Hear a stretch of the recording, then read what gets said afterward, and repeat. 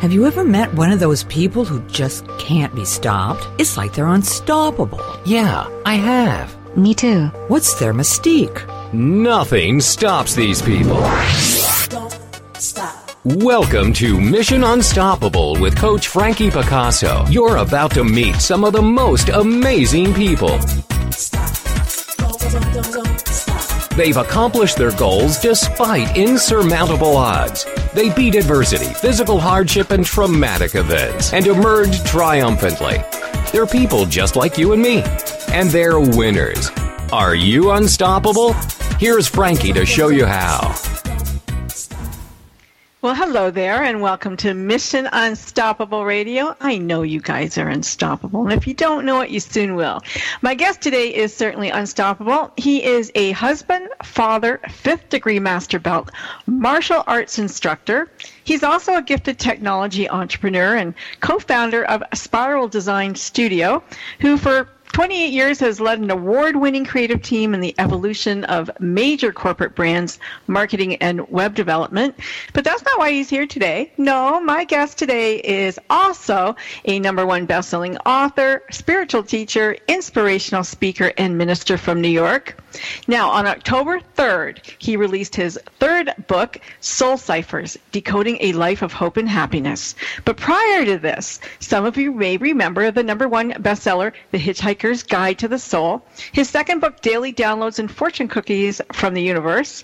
He is a regular contributor on Los Angeles KABC Radio's syndicated late-night health radio. Today, 630,000 people worldwide follow his divinely inspired thoughts on his Facebook page, Guide to the Soul. I have a feeling that none of this would have happened for him, nor would he be here, but for a life-changing event at the age of 19. He had a divine spiritual experience that greatly altered his life, and from then on, Robert Clancy's mission is to continue to inspire and comfort the world. Please welcome Mr. Robert Clancy. Hi there. Hi, thank you so much for having me on, and as you can tell, I am smiling, so it's all good. Yeah, it is. You know, this is Mission Unstoppable, and nobody gets to, really be unstoppable just out of nowhere. It evolves, and you evolve, and we evolve from being that child to the adult that you are today. And so I like to always bring people back to the beginning of where my guest started, because they think, oh, maybe he was born with a silver spoon in his mouth, and maybe people handed it to him, and maybe people did this and that. And it certainly isn't the truth. So let's go back and delve into little Robert Clancy. What was life like for this 5-year-old, let's say, and mom and dad and your brothers? Well, I grew up in a military family, so my dad was the ultimate volunteer. He signed up at age, I think, just a little over 17 years old and went into World War II, and he was part of the D-Day invasion. Wow. He ended up liberating a concentration camp, and I know it affected him for his whole life and the things that he saw, and he taught me leadership. My mother was a beautician. She always had a smile on her face and taught me to give back, and that's part of it. So at my 5 or 6-year-old self, I felt older than I was, and I've always known what love is. Nice. And that's something that I can remember from my earliest memories. And I had an amazing experience in Jamaica at age 6. Oh, what happened? I met this man named Alex the Pool Man. Alex the Pool Man, okay. And he taught me, he actually saved my life in three different ways, 3 different times during that. And he taught me how to swim. And if he hadn't, I fell in the pool later, and there was no one around. And wow. I may have drowned. He was so excited that I learned how to swim, because I actually had a fear of water, that he took me to see these shells that he had. And on the way, I was almost stung by a Portuguese man of war. Oh, no. And it stung him, and it was the largest one that he'd ever seen. And I started crying when I saw, what it did to him. And he ended up throwing me. And he said, no, I dive all the time to get coral to sell to the tourists to support this village. Mm-hmm. And then I just had to see this village. So I begged my parents, at age 6, I'm saying, I let Alex take me there. And it's somebody that I felt like I knew my whole life, but my soul's life. Yeah. And I said, let him take me to this village.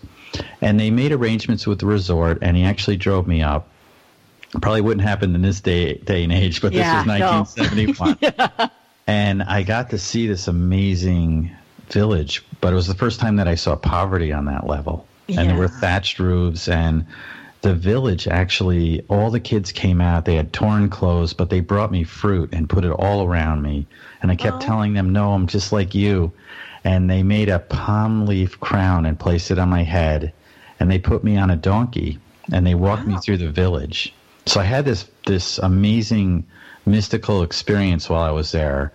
That's but crazy. I also got to see, how happy everybody was. Yeah. And I found out later that I only flew home with the clothes I had on my back. I had my parents take all the clothes that they purchased for this vacation. So I had all brand new clothes. Yeah. And give them to that village. Oh, that's wonderful.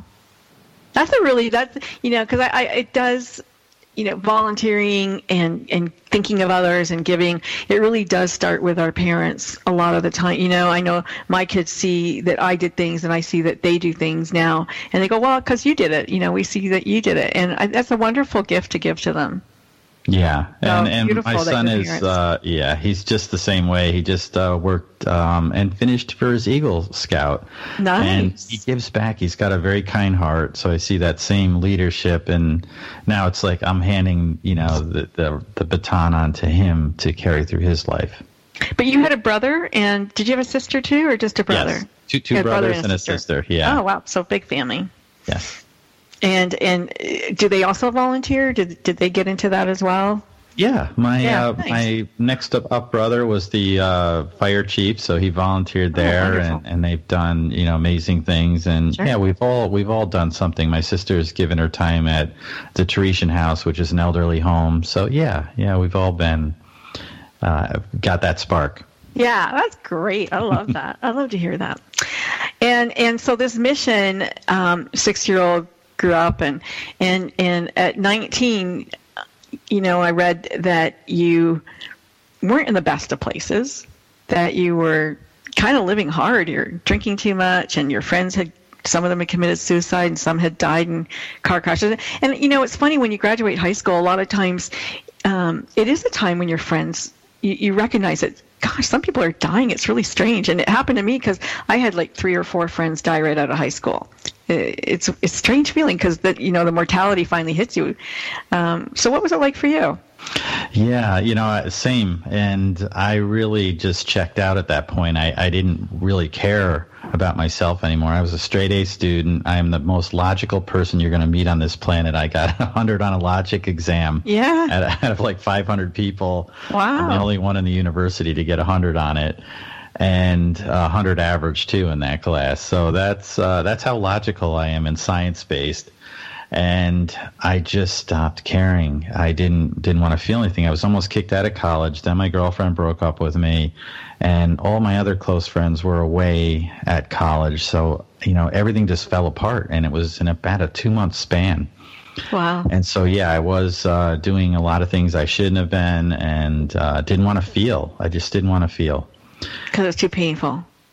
Right. And while I was working in this restaurant, this waitress came over to me, and she gave me that 50-yard stare and said, I know what you're doing to yourself, and you need to stop or you're going to kill yourself. As I listened to you and as I read your book, I'm thinking, you've had a lot of visits from angels. Mm-hmm. Yes. In many different forms. Yeah. And that's the key. I call them soul hitches. They're these guides that appear to just help you along the way. And either they're here physically or not, but you just pay attention to the signposts. Well, you have your Alex, saved your life, and then we have, this waitress who saved your life. And I'm sure we'll meet a few others. So what happened? She gave you a book on how to meditate? Yes. She said, put your hand out. And then she rummaged through her purse. She put this little pamphlet, and it was just a little, almost like a few pages, just 3 or 4 pages on how to meditate. And she said, this has gotten me through some difficult periods in my life, and you go home and you do this. So I was about 3 hours in when I thought I saw a light, and I opened my eyes, and me being the analytical, I knew what the mind's eye, and I read all about that. So I thought I was seeing it through my mind's eye, and I opened my eyes, and there was a light shining on the wall, and I shrugged my shoulders, but I could not break the beam of the light when I got up, and that's when I realized I could see it with my eyes open or closed. So I sat and watched it, and then I went back to the pamphlet and thought, well, they didn't really mention this stuff, so I don't know what's going on. And you had me at 3 hours of meditation. Yeah, 3 hours in on meditation. Yeah. What?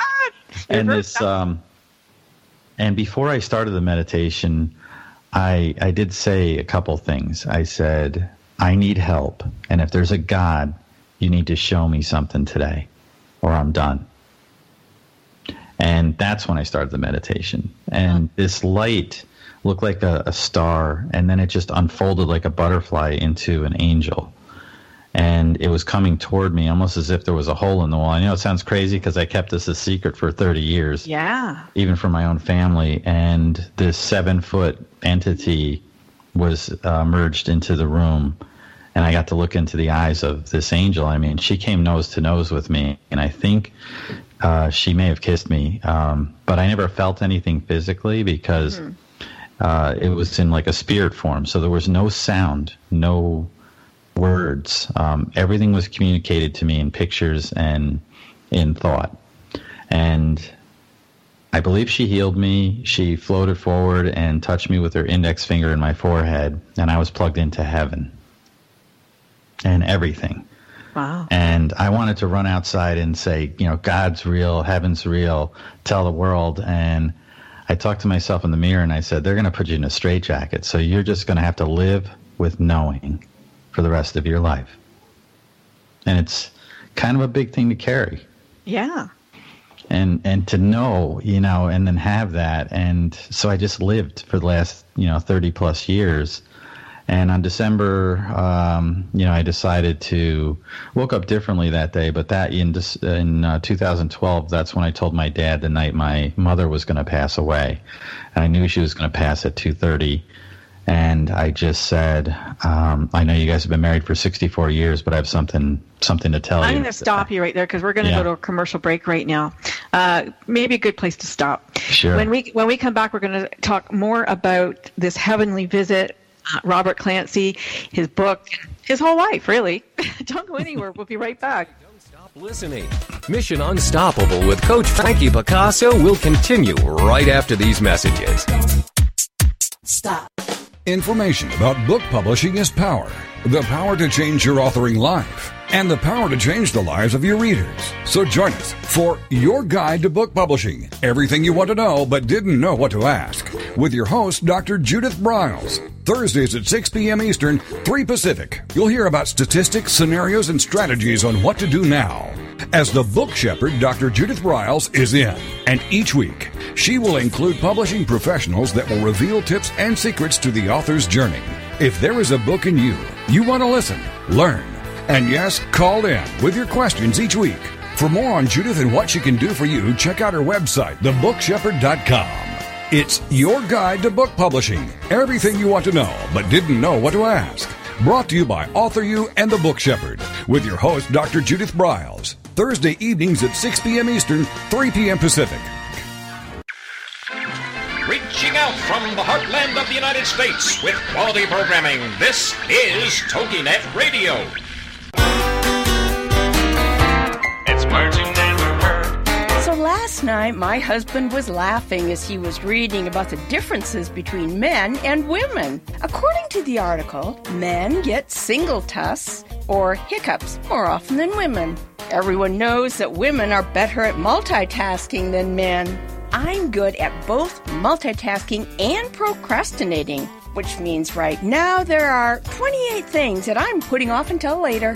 What's another word for a person who puts everything off until the last minute? A cunctator. Women blink nearly twice as much as men, and while men can read smaller print than women can hear better. In fact, when a woman says, "What?" she heard you.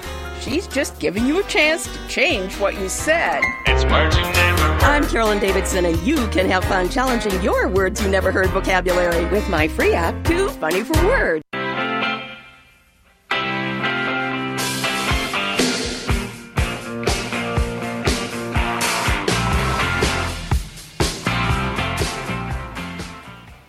And we're back. It's Mission Unstoppable Radio. I am your host, Frankie Picasso, and my guest today is Robert Clancy. He's author of Soul Ciphers, Decoding a Life of Hope and Happiness.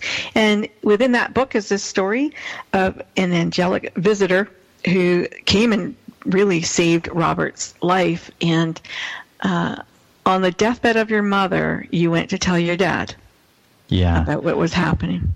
Yeah, I needed to...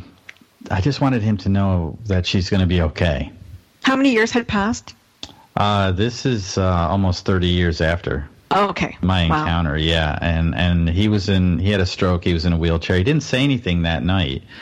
And I told him that she's going to pass at around 2:30. I said, I can't imagine, being married for 64 years and then losing that love in your life. And he just listened. And in the morning when we went to see her body, everybody thought, my brother, my two brothers and my sister, that, this is going to be horrible. And he just looked at her and said, "Doesn't my sweetie look beautiful?" And her brother came up to his room, so my uncle, and he just turned and said, "Bobby, tell your Uncle Dan about the angel." Wow. So you must have thought to yourself, why me? Yes, for 30 years. Yeah. I got That's the a answer. Huge question. Did you? Yes. Here it is. Share. I asked for 30 years, why me? Why was I chosen out of all the people on this planet to have that experience, and why? And when I woke up on December 1st, 2012, the first words I downloaded were, why ask why when you should ask why not? True. And that's the simplicity of it, yes. I believe that we all have those connections, and you just need to ask, and it's there. And angels are guides. It's up to us to do the acts of kindness, to reach out to others, to experience love, and to share that message. So I always look at angels as guides. So my prayers are a little different. I don't pray for, please bring me all the money. Right. To do this, but I do more. If you can eliminate this barrier in my life, I can do your work much better. Well, I've got a lot to talk to you about because I love to talk about this topic, and I talk about it with whoever I can on the show. But a couple of things that I will get back to your book, I promise. But let's talk about this idea of the positive and negative in the universe right now, because there's a lot of horrible things going on. And one of the reasons I started the Good Radio was to, balance out the scales, as they say, and put the positive back, show some more positive stories and people and that they can meet, rather than have all the negative news that's out there. Many, many, many people think, and you'll hear it everywhere you go, that, world's going to hell in a handbasket. It's going to end soon. Things are just so horrible that, we can't recover. What is Robert Clancy's thoughts on that? You said the word, it's balance. And as a martial artist, I know how important that is, because it's everything. If you lose your balance, you lose whatever is attacking you. So the balance of it is, we're here to learn what love is. And how can you understand that without having to know the other side of that and how to appreciate that amount of love? So it's about learning those things. And balance in life isn't about making everything in equal in your life. It's about sharing equal parts of your heart on all the areas of your life. And it's all about perspective. When you look at things with perspective, it all changes. Absolutely. Think That's about what coaching's all about. If you're at the top of a mountain, if you think if you're at the top of a mountain, your perspective is completely different than if you're in a hole in the ground beneath that mountain. Right. And getting there. Your message, one of the decodes in your book was, look at the big picture. Yes. Like, we're all in our little cubicle going, oh, woe is me. But if you step back and you see the big picture, your little woe is me is not as woe as a whole bunch of other people's woe is me. Right. And the other part is that sometimes you'll never see the big picture. The the beautiful picture God has painted for us is almost impossible to see because we're always standing on the canvas. Mm-hmm. So sometimes your perspective even isn't, it's not as great as that. And think about if you pulled yourself back to that level, that there's a purpose and a meaning behind everything, and there's always a silver lining. You just need to look for it. And that's kind of how I've led my life. There's a, and I know about martial arts because I used to manage a world kickboxing champion. Awesome. But the, in the book, there are, you make a statement a couple of times, and I understand it totally because this is something I have certainly gone through, that many of the folks who went through these horrific accidents or traumas or crises and things like that changed their life so that their mission became, something to help other people. And I always say that change happens best in chaos, and I really truly believe that, because when you're laser focused and like everything extraneous goes away and all you can focus in on is what just happened or the people that need your help or, vice versa, things like that. So what would you say, you had this divine experience, but have you ever had an experience that you would consider the worst experience in your life? Yes. And that was probably it when I hit rock bottom, but I've reflected on that, and I actually did an experiment where I thought of the worst thing that could ever happen to me, and I tried one-upping it every day for a year. What? Yes. And so I've thought deeply on this topic, and when I ran out of ideas, I started asking others, and I always save death for the end because I figured there's nothing worse than that. And the day after death, I thought of something worse, and it's losing your ability to help someone else. And I realized that can never, ever happen unless I allow it to. And it comes down to legacy. There are people who have passed years, maybe even centuries, that are still helping people today with what they left behind. That's true. Yeah. And that made me free to live. That is such a great thought. Well, I would have thought that, them showing you the universe would have made you free to live. So when you were shown this vision, let's say, of the other side, mm-hmm. Because this is something that really, it plays on me quite a bit. You say that we're here to find love, and in my world, I think that love is all they know on the other side. And here, you experience the stuff that isn't love because you already know that when you go back home. What do you think? Let's talk about. I would concur. Yeah, it's that to learn the acts of kindness, and it's almost that every act of kindness is like to us, it seems like a single note on a music scale. Mm-hmm. And over there it becomes this infinite symphony of beauty that's sung by a choir of angels for eternity, just by sharing your smile, mm-hmm. just by reaching out and easing someone else's life. And I got very jaded. I thought, why do we even have doctors and things to, and hospitals to extend life? Like, what's the point? Everybody's just going to pass anyway. Is it just about making money and all these things? Yeah. Wow. And what I got was that it is about these acts of kindness because it helps feed the universe. And that's what we're here for. We're the fuel. What we're in manifestation. We can create that. We can create that love and that kindness and experience it and share it in ways that are very profound here. That's an interesting perspective. When I think about the certain religions that don't allow doctors to help them and things like that, and I always think, God gave you a brain so that you could do that. That's the way it's a positive, thinking forward. Like, what would be the silver lining in having a doctor? Oh, somebody who knows how to help you, right. like that. And so it boggles the mind sometimes when they think, oh, no, God wouldn't want that. Well, yeah, I think he would. But interesting. It's, the whole metaphysical world is certainly just fascinating. And so let's go back to your book for a moment. The last book, Soul Ciphers, Decoding a Life of Hope and Happiness. I said that it came out on October 3rd, and it already is a bestseller. And I think it became a bestseller that day, so congratulations to you on that. Yep, thank you. Yeah, very exciting. Yeah. A lot of help from a lot of people, but yes, it did. Well, it's good to have friends. But you write on the topics of faith and hope and love and compassion and peace and happiness and strength and leadership. And, you've already expressed that leadership is volunteering. Leadership is helping others. Leadership is, showing others how the way.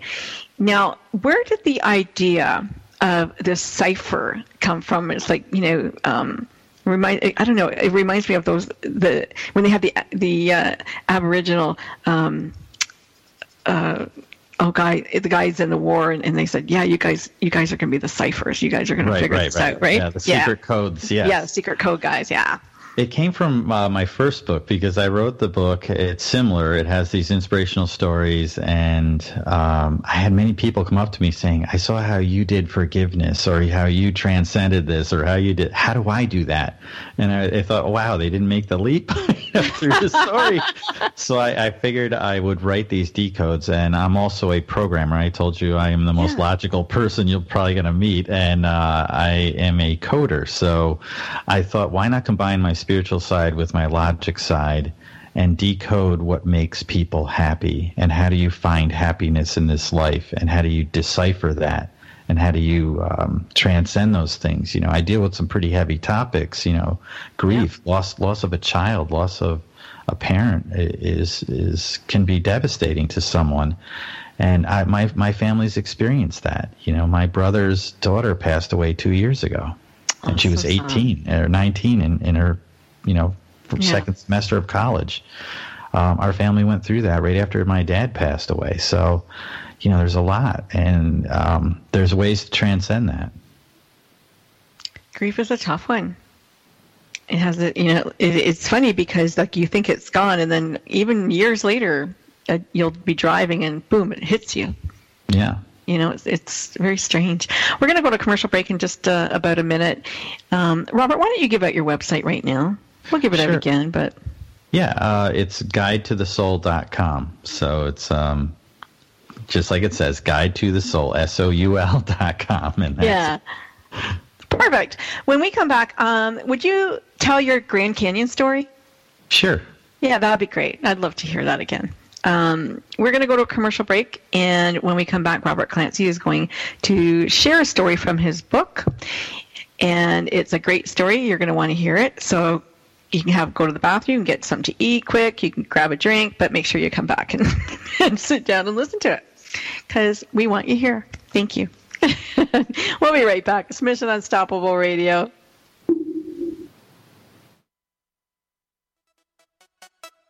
Don't stop. That's right, don't stop listening. Mission Unstoppable with Coach Frankie Picasso will continue right after these messages. Don't stop. It's words you never heard. Man cannot live by bread alone. He must have his peanut butter. Peanut butter is a pate of childhood, and it's not just for kids, as dogs love it too. Last night I gave my dog a pill hidden in peanut butter. What's a word for a messy concoction that helps the medicine go down?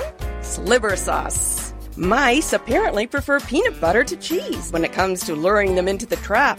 But there are even more practical uses for peanut butter. Peanut butter contains natural oils, which makes it perfect for removing all kinds of sticky things, like gum stuck in your shoe or in your hair. What's a word for the fear of peanut butter sticking to the roof of your mouth? Arachnophobia.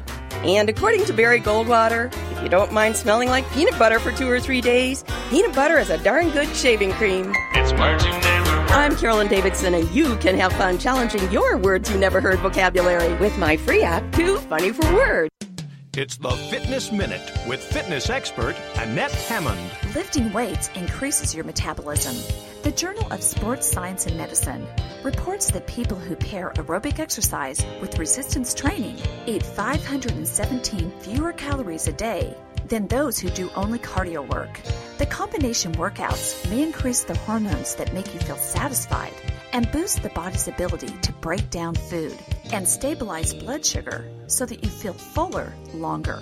If you feel full, you won't eat as much to feel satisfied. The Sporting Goods Manufacturers Association's latest survey found that over 80% of women skip weight training. That's shocking. I encourage you to go to the next level of weight-reducing, calorie-burning exercise. Combine cardio exercise with strength training and see your body weight change. I'm Annette Hammond. Contact us at fitnessminute@AnnetteHammond.com.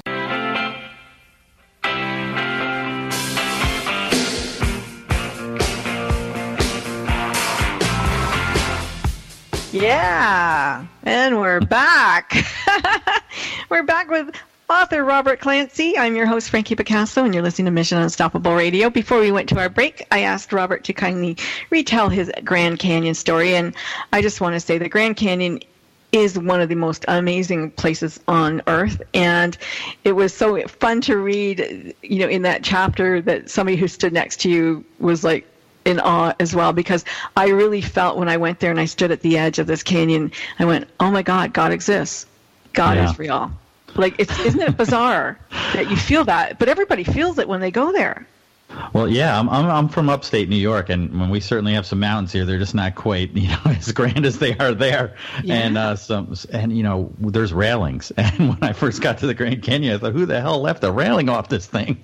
Yeah. I mean, it's a mile straight down. And I got to watch a harvest moon when I was there too. It was fantastic. Oh my gosh.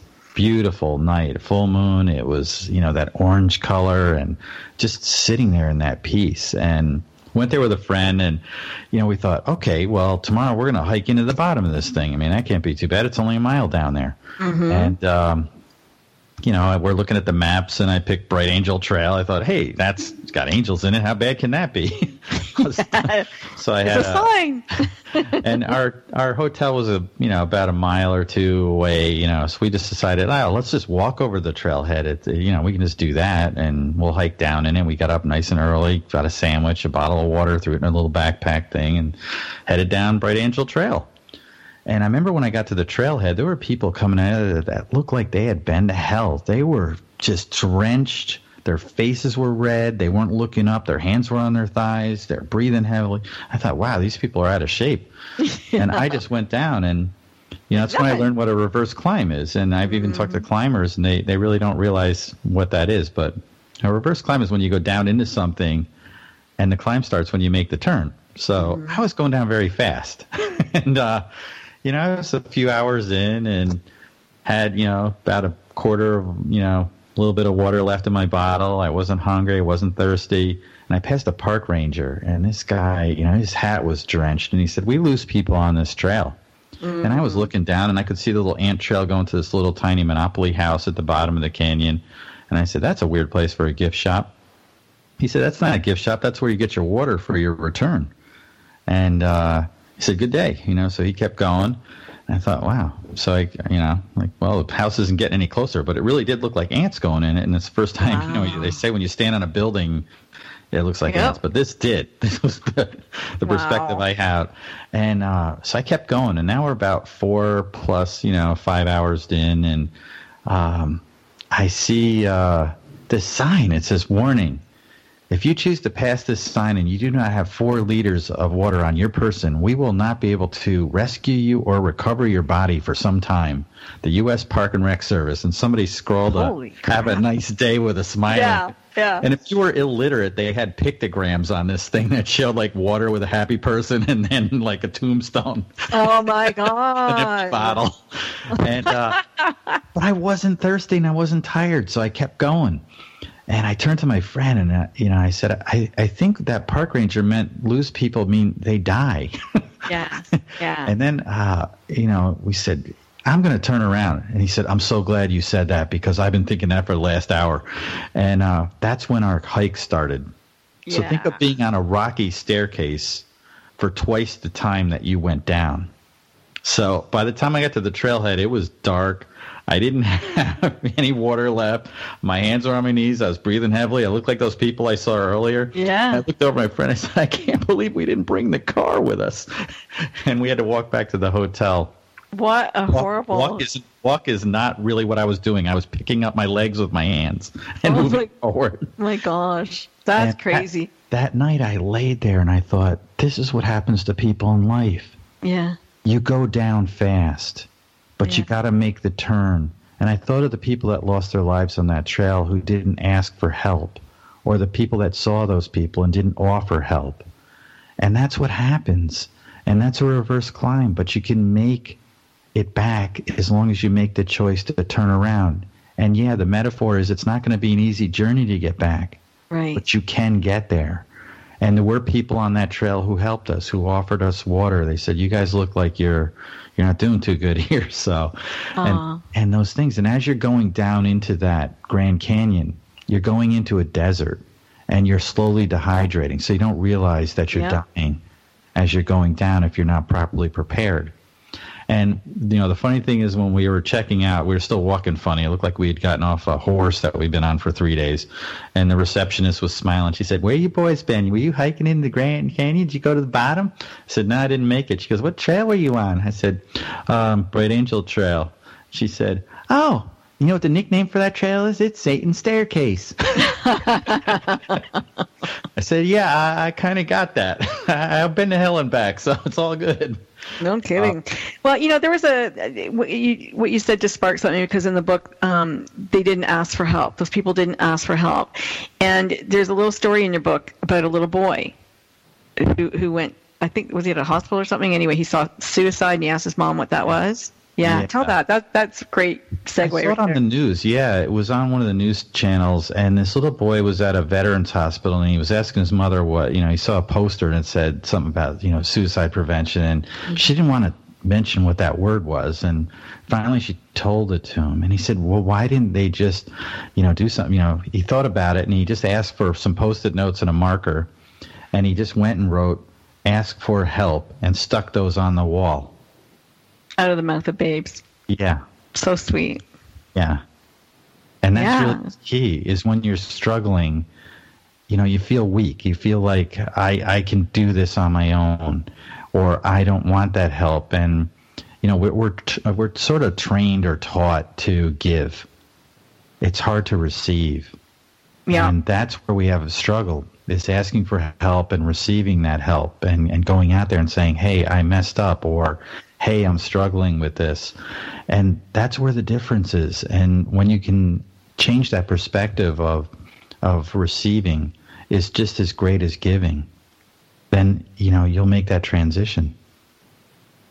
I guess it was maybe about a month ago, I had a guest on the show, Carla, who's a physician in New York City who specializes in women and postpartum depression and all of that. And you had a good friend who committed suicide because of her postpartum and nearly killed her child.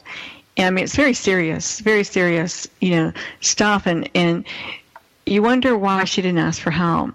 And maybe she didn't know she was sick, or like you said, but it's how, well, that's the point. Yeah. When think about, if you get your arm, it's hurt, to go to the doctor if you're not feeling right. But when your mind is broken, that's when it's hard for people to do that, or it's hard for you to make that. And that's what the family struggled with. And it wasn't that they couldn't get her help. It's that the laws were in place and different things that prevented that from taking place. So that's really one of the things. What do you mean? Like her husband recognized that she wasn't right? Yes, and still she had, because of the way things were, you couldn't get the right help in there because it's her choice. She could say no. No to the medication, right? Yeah. Yeah. Got it. Mm-hmm. What a very sad story that was. There's actually a really happy story in there. And I was in a rehab hospital. I was in the hospital for 6 months after a horrific accident, and there was a young man in the hospital with me, a burn victim. And I know what he went through in rehab. And you had a friend who got severely burned, whose story is in your book. But there's a happy ending to that story. So let's talk about that for a moment. Yeah, it's actually my Very friend cool. Steve. Yeah, he's a photographer, and he was asked to basically do portraits for burn victims, and he transcended a major piece of his life of what true beauty is. And seeing these people, at the Phoenix Society, where his friend had, it's his uncle's friend had gotten in this horrific plane, crash and was burned, and he started the Phoenix Society, And at the end, he did the exhibition, and he wasn't sure, about putting these pictures out. And this woman came down, and she said, I've been stuck in my house because I'm a burn victim. And she basically took her scarf off and everything, and hugged him and said, these photos have healed me in some way because you could see it, and I see the beauty that I am, and that's, how everything comes together. You're always guided down this path, and he realized that he had something amazing when he developed those pictures, because he captured, it didn't have the normal cues that most people have that he was used to, but he had to look past that. And it's really a story of inner beauty.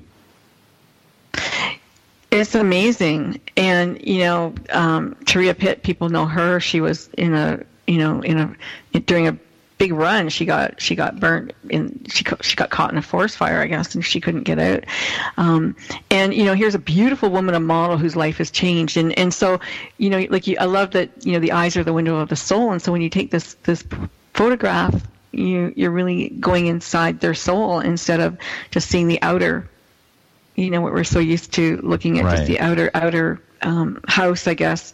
We actually get to see what's going on inside that house, and that's pretty cool. Yeah, at age 10, I had an experience. There was a family in my neighborhood who was on wedding rehearsal. Their car was hit, and the two daughters were burned severely by gas, and the mother was killed. Oh, my They were a good friend of our family, and the one daughter was in the burn unit for almost a year. Wow. And it was a windy day, I remember, and I was 10 years old.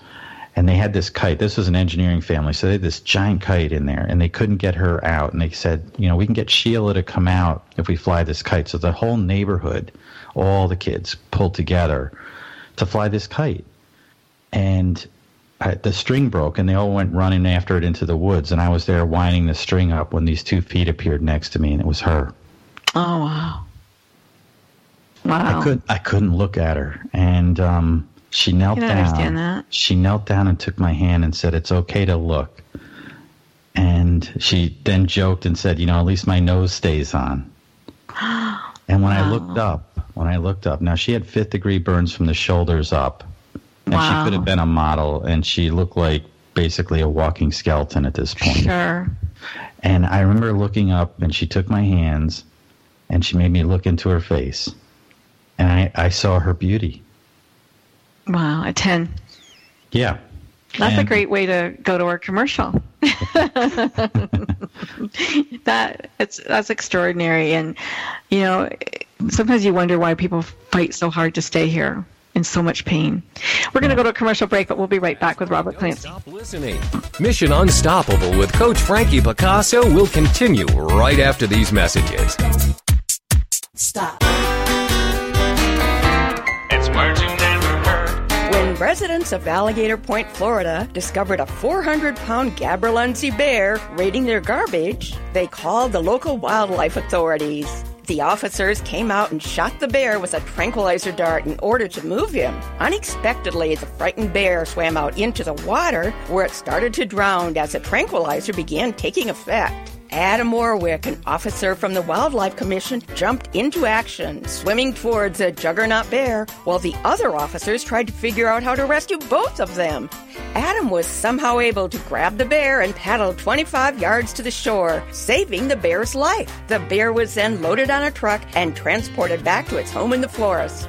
What's the word for a last-minute attempt to get something done? A charrette. It's words you never heard. I'm Carolyn Davidson, and you can have fun challenging your words you never heard vocabulary with my free app, Too Funny for Words. It's the Fitness Minute with fitness expert Annette Hammond. Not eating before you work out is not the best approach. Low blood sugar can make you feel weak, faint, or tired, and react slower because your mental abilities are affected. You may feel lightheaded or dizzy. But eating too much before your workout is not a good idea either. It can cause you to feel sluggish and have cramping and give you an upset stomach. It can cause your muscles and your digestive system to compete with each other for energy resources. It is best to eat large meals at least 3 to 4 hours before working out, and small meals 2 to 3 hours before exercising. Go by how you feel. Eating a piece of fruit or drinking a sports drink right before you work out works well for many exercisers. For the Fitness Minute, I'm Annette Hammond. To hear other fitness and weight loss tips, visit our website at AnnetteHammond.com.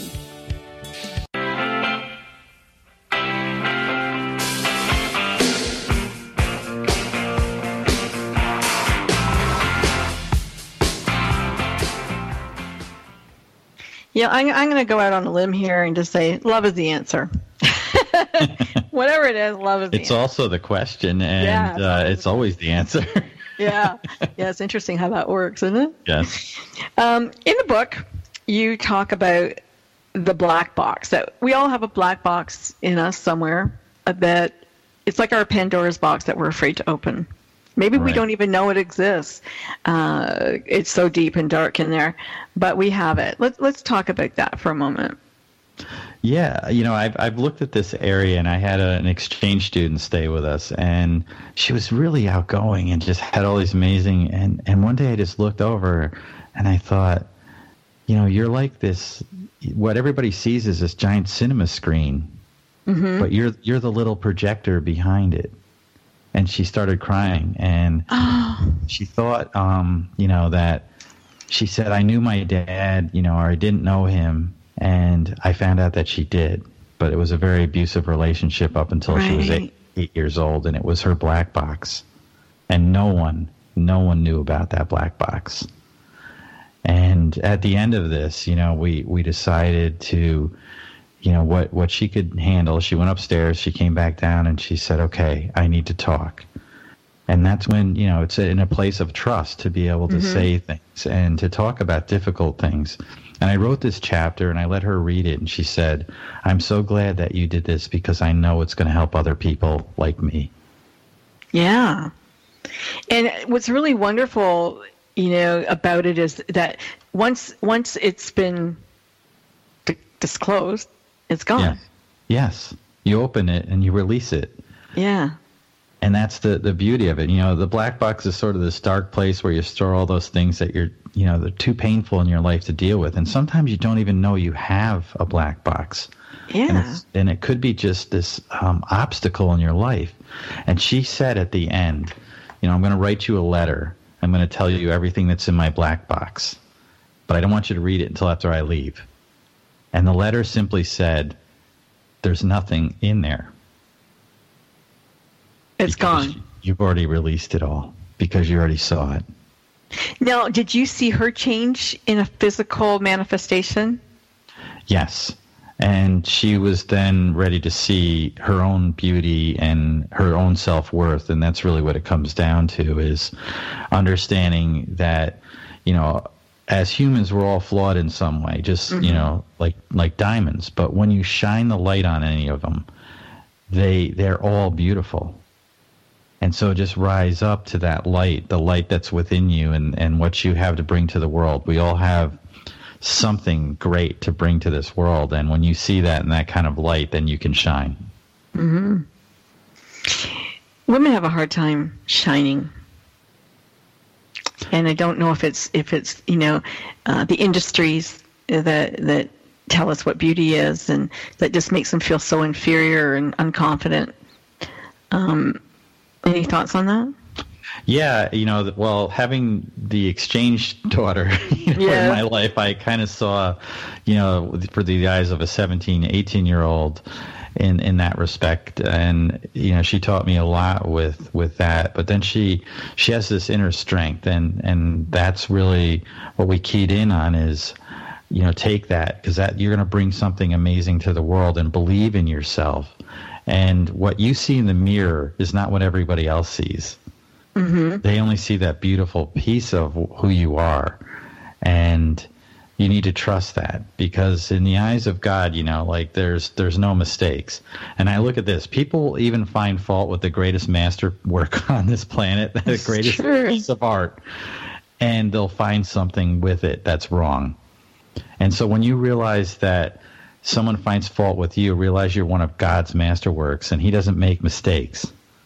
He created you in that beauty. And when you can bring that forth, even the Venus de Milo, it doesn't have a head or arms. Yeah, it's gone, piece man. Of beauty, right? Yeah. Beautiful piece of artwork.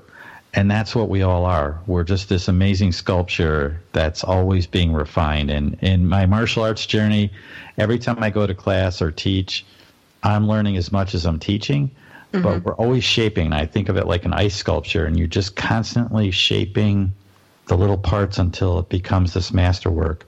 And that's what we're doing with life. You're constantly shaping those things to find out who you truly are and what beauty you can bring to this world. I know that Marcy Shimoff, she wrote the foreword to your book, and I had the pleasure of interviewing her many years ago. It's, she talks about humans and, a lot of people default to the negative, and I find that all the time. So many people, it's so hard to bring them back. Come on, let's go here. Just meet me in the middle. Not even on the positive side of life. Just let's meet us in the middle here. What is that about? Why are we afraid to be happy? That's the key. You just said it. When you lose your fear and doubt, you can be. Yeah. You just hit it. That's the whole point of it. It's having fear in life or doubt. See, I don't have don't get upset. I might get frustrated with something, but I never have fear, doubt, or worry about something. Okay, so the fear is that something's going to be taken away from us. Yes. So we're afraid to hope or afraid to feel in case we're going to have some pain.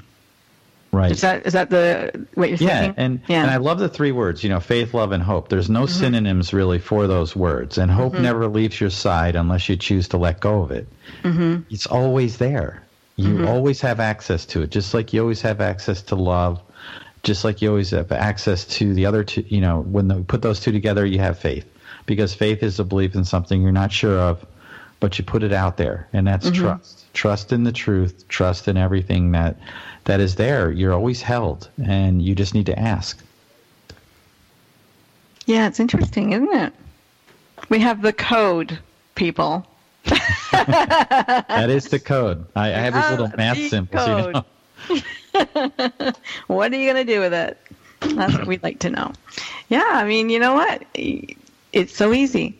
Just you put your faith and your hope, and you take away the fear of dying, the fear of losing, the fear of the pain, the fear of all of that, and boom.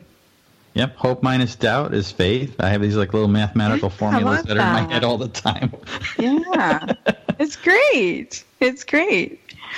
So, within the martial arts that you're teaching, what is the biggest revelation that you found there teaching those young people? It's to have confidence. The more that you train, the less likely you are to ever use those techniques on somebody, and having the confidence. And when you have confidence and you have no fear and you can live fearlessly in that way, then you can be who you truly are and shed those things. And since, I had my experience 30 years ago, I was given everything, but there were a few things that were taken. Fear, doubt, and worry were taken from me, and faith was taken from me. Faith was replaced with belief, and fear, doubt, and worry were replaced with faith, because it's all there, and you have those things. So having to live that way without having to really worry that whatever happens, there's always a reason behind it, and it always unfolds later. And then I say, oh yeah, that's why I didn't get that job, or that's why that happened, because it was clearing the way for this to happen. I was supposed to go down and speak at this huge conference at this wonderful venue in Florida, and it got canceled. The person got in a car accident and couldn't go down, and all these things. But then I ended up, because I was in town, I got invited to speak at this even bigger conference that I wouldn't have been able to do. The big picture. Yeah, the big picture. Yeah, it takes a while for the universe to get all these things together. Yeah. And the other part is your laugh, having that laugh and a smile, and that's something unique to humans, that we are able to smile and laugh and to share that. And every time you can share this wonderful tool that you carry with you every day, it can not only change the people around you, it can change you. That's really true. I know that many times, a person just needs to have a smile, a look in their eyes, to say, you know what, I recognize you, and you might have stopped them from committing suicide or from the despair that they were feeling, just knowing that there was somebody to recognize them, acknowledge them as a human. Exactly. Very strong, powerful emotions. Yes, and I did, when the angel first arrived, it was not smiling until I thought of something funny in my mind, and then she started smiling. So I made the angel smile, and that's when I realized how important that smile is. Now that's interesting. Did it scare you that she hadn't smiled?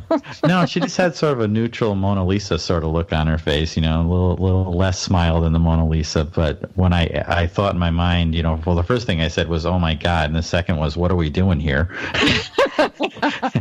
And the third, I thought in my mind, can you read minds? And that's when she nodded and blinked. And then a little smile appeared on her face. And that's when I thought, okay, I better watch what I'm thinking, and also, I just made an angel smile. That's crazy, isn't it? Yes. Has she ever come back? Not in that way. I wish I could share that with everybody, that face and what I saw. But when I could close my eyes, it's almost like I'm in an instant meditation. I think she when she touched me in the forehead, it cleared my mind's eye. So it looks like an X-ray of everything when I close my eyes. Like I can see the other side in that way. And I have seen other faces and different things around me, but it looks like when you blow a candle out in a dark room. Sure. That's kind of what I see.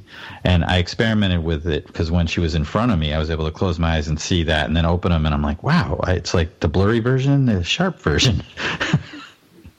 And that's crazy that you were thinking that at the same time you're having a visitation by I'm an analytical person, so I was experimenting. I didn't, Well, first I was just amazed that this was here, and I just felt this total peace, warmth, love. Just, I wish I could put it in a bottle and just give it to everybody on this planet. And I wanted to run out my front yard and just go, yes, it's all here. And then I said, no, you can't do that. They're going to put you away.